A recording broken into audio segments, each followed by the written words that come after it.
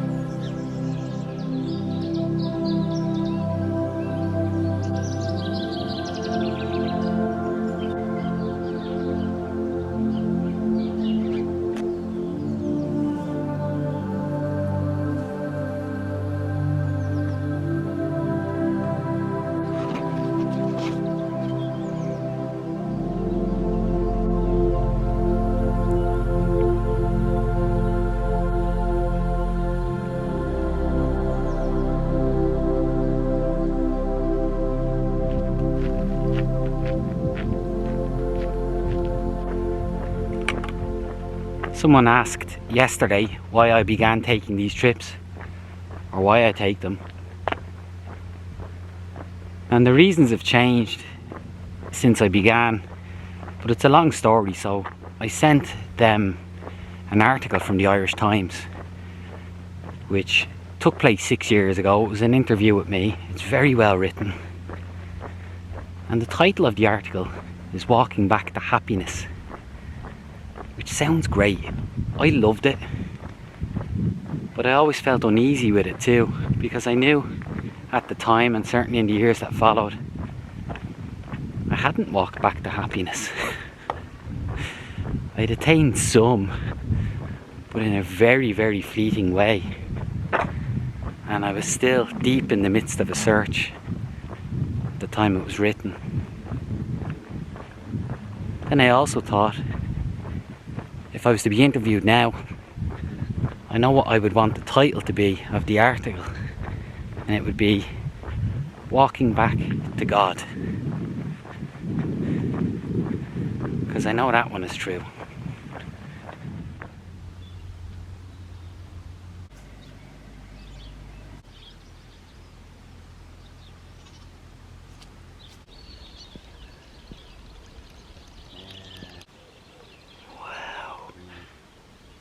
I think this calf has just been born.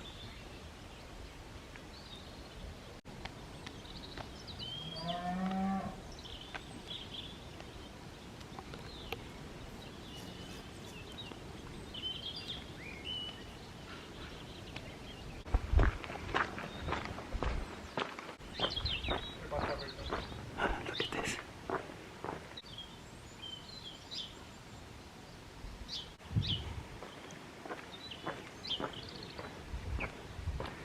Love.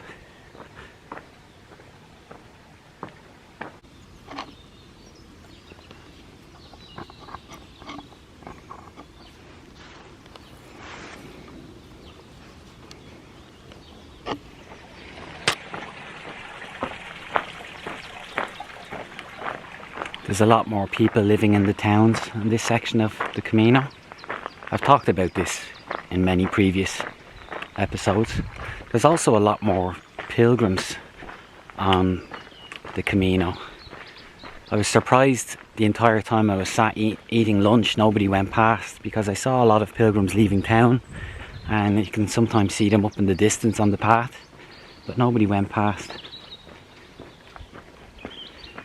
There's been the perfect mix of interaction and time alone for me on this walk. This morning I had coffee again with Pudja, and Milesh the priest came and sat beside us. There's always somebody to have a conversation with. I love that. And you don't see them in the videos for a few reasons. One, I don't like to film people all the time. Two, you need to respect. A lot of people don't want the camera thrust in their face, or to know what they say is being recorded, you know.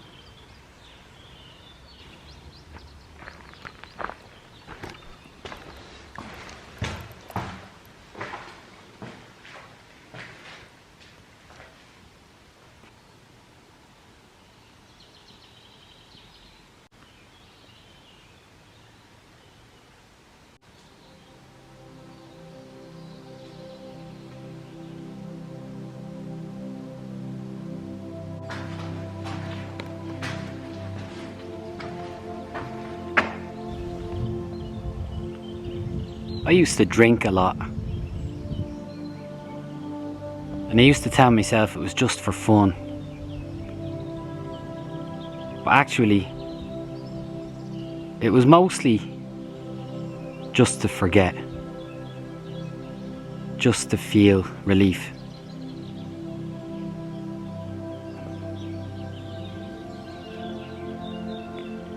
I think the loss of my parents a long time ago pointed to a much greater absence which had been there all along.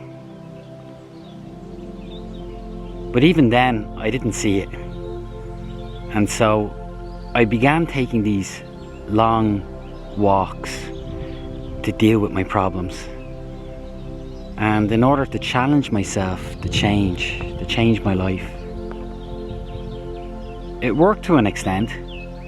It changed a lot, but looking back now, I can see that it wasn't enough. And I can also see that it wasn't relief I was after. It was lasting peace and love and hope. I'm only at the beginning of this road, but I do think it's the first time that my heart has been opened enough to give and receive in this way.